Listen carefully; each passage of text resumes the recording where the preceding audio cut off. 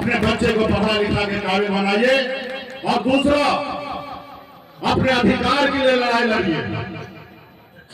अपने भारत में जब तक आप अपने अधिकार के लिए संघर्ष नहीं कीजिएगा, तब तक आपको हक अधिकार नहीं मिलेगा साथियों, हक अधिकार नहीं मिलेगा। इस देश को आजादी दिलाने के लिए भी हमारे पूर्वज ने पौने 200 साल लड़ाई लड़ा, तब जाके देश आजाद हुआ। उनका एक ही संकल्प था कि हम देश को आजाद कराएंगे और हमारे आने वाला पीढ़ी जो है वो सर उठा के जिएगा।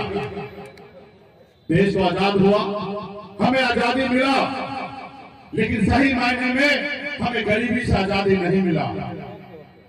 बाबा साहब भीमराव अम्बेडकर ने आजादी के बाद वही राजा बनता था, लेकिन बाबा साहब ने कहा कि नहीं, अब राजा का बेटा राजा नहीं बनेगा। रानी के कोख से बच्चा जन्म लेगा, जरूरी नहीं है कि वो राजा बनेगा। अब इस देश का राजा वो बनेगा जिसके पास वोट होगा, चाहे राज्य का मुख्यमंत्री हो या देश का प्रधानमंत्री हो या वार्ड का मुखिया क्यों न हो, वार्ड का सदस्य क्यों न हो, वो अपने वोट से बनेगा। लेकिन हमने अपने वोट को ताकत को नहीं समझा, जिसके कारण आप अपने हक अधिकार से दूर हैं। जिन लोगों ने अपने हक अधिकार को समझा, अपने वोट को ताकत को समझा, उन्होंने बिहार नहीं पूरे देश में परिवर्तन लाया साथियों, परिवर्तन लाया। इसलिए साथियों, जिस तरीके से अपने बेटी को शादी करने से पहले अच्छा लड़का को देखते हैं, अपने समाज को ढूंढते हैं, उसी तरीके से चुनाव के समय में अच्छा सरकार को चुनना है और अपने लोगों को चुनना है साथियों, अपने लोगों को चुनना है। इसलिए साथियों, आज हर समाज आगे बढ़ रहा है। आप उत्तर प्रदेश में जाइए, दलित समाज जिनको नहीं मालूम है कि कल क्या खाएंगे, लेकिन जब चुनाव होता है तो उनको पता होता है कि हमारा पार्टी कौन है, और अपने वोट के दम पर एक दलित के बेटी को 4-4 बार बिहार उत्तर प्रदेश में मुख्यमंत्री बनाया साथियों, मुख्यमंत्री बनाया। हमारे लालू प्रसाद यादव जी देखिए, ये पैसे के दम पर बिहार में मुख्यमंत्री नहीं बने, अपने लोगों के सहयोग से बिहार का मुख्यमंत्री बने साथियों, अपने लोगों के सहयोग से। उसी तरीके से आपको हमको संघर्ष करना है। और आप देखिए, जिसका सरकार होता 18 साल की उम्र में उन्होंने ऐसी राजनीति की कि एक टिकट लेने का नसीब नहीं होता था। 78 साल की उम्र में उसे अंतिम समय में हमने उनको टिकट दिया।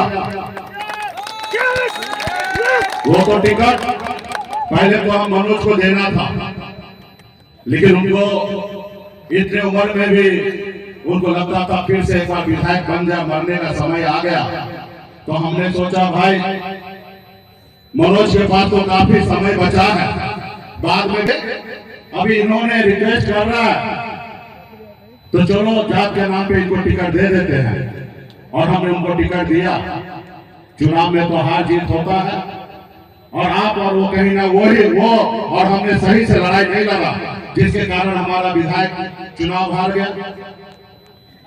उसके बाद 78 साल के बाद उनको समाज के साथ रहना चाहिए, अपने लोगों के साथ रहना चाहिए।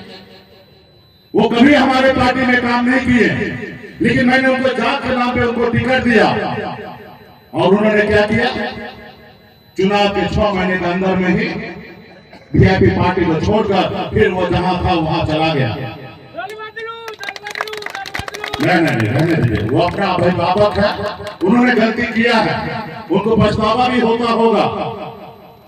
मैं उनको कटाक्ष करने के लिए नहीं आया, मैं तो उनको अभिभावक मानता था, मैं तो उनको अपना गार्जियन मानता था कि आप हमारे गार्जियन हैं, आपको अपनी जिंदगी में हाथ को मजबूत करना चाहिए था। लेकिन ऐसे समय में वो दुश्मन के पास चला गया और वहीं से लड़ाई बढ़ा। अगर भाजपा से लड़ाई अगर चालू हुआ तो पहला लड़ाई वहीं से चालू हुआ साथियों। खैर अभी उस पर नहीं जाएंगे। तो ये बदलाव हमने लाया है, और ये बदलाव मुकेश सहनी कोई शाहरुख खान के जैसे थोड़े दिखता है। आप थोड़ा कोशिश किए हैं कि भाई